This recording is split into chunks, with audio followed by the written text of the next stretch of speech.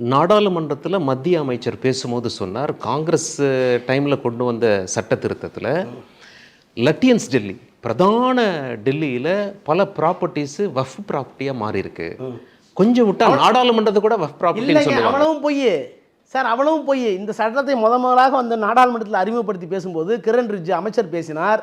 திருச்சி பக்கத்தில் திருச்செந்துறைங்கிற வில்லேஜில் கிராமத்தில் ஏறத்தாழ 1000 ஏக்கர் நிலத்தை வக்போர்டுக்கு வந்து எழுதி வைத்து விட்டார்கள். அங்கே ப்ராப்பர்ட்டி ஏற்கனவே வக்போர்டு சொல்லிட்டாங்கன்னு சொன்ன பொய், அவ்வளவும் பொய். ஆனால் உண்மை என்ன தெரியுமா? அந்த 900 ஏக்கும் ஒரு காலகட்டத்தில் நவாபுகள் காலத்தில் வக்ஃப் ப்ராப்பர்ட்டியாக இருந்திருக்கு. யாரோ ஒரு மன்னன், சிறு மன்னன் கொடுத்துருக்குறான்.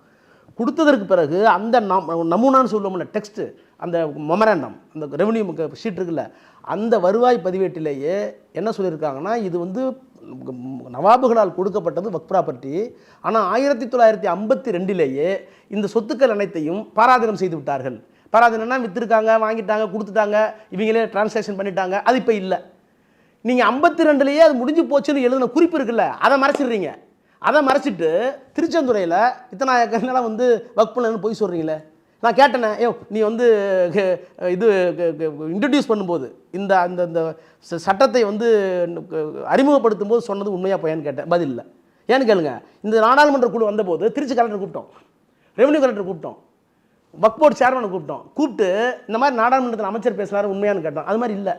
எவ்வளோ பெரிய அப்பட்டமான டே லைட்டில் நீங்கள் வந்து பகல்லையே போய் சொல்கிறீங்களே, நாடாளுமன்றத்தில் போய் சொல்கிறீங்களே. அப்படி சொன்ன பொய்யை நாடாளுமன்ற நிலைக்குழுக்கு முன்னாலே தகர்த்து எரிஞ்சிருக்கமே தமிழ்நாட்டில். அப்போ வந்து இந்த சட்டத்தை கொண்டு வருகிற போது சொன்னதும் பொய், நிறைவேற்றுகிற போது சொல்கிறதும் பொய். பொய்யை தவிர வேறு ஒன்றுமே கிடையாது. பாஜக சொல்கிறது பொய்ன்னு சொல்கிறீங்க, உண்மையான உள்நோக்கம் என்னவாக இருக்கும்னு நீங்கள் நினைக்கிறீங்க? சார், அவங்களுக்கு வந்து இஸ்லாமியர்களுக்கு பாதுகாப்பாக அவருடைய கல்விக்கு, மாதரசாக்களுக்கு, என்ன சொல்லப்போனால் தர்காக்களுக்கு, கபர்ஸ்தான்களுக்கு இருக்கக்கூடிய நிலங்கள்லாம் இன்றைக்கி வந்து ப்ரைம் நிலமாக இருக்குது. இப்போ டெல்லியிலலாம் நீங்கள் பார்த்தீங்கன்னா, அதுவும் குறிப்பாக வந்து பாகிஸ்தான் பிரிஞ்ச போது எல்லோரும் வக்ஃபுக்கு எழுதி வச்சுட்டு வெறும் வாய்மொழியாக சொல்லிட்டு போயிட்டாங்க.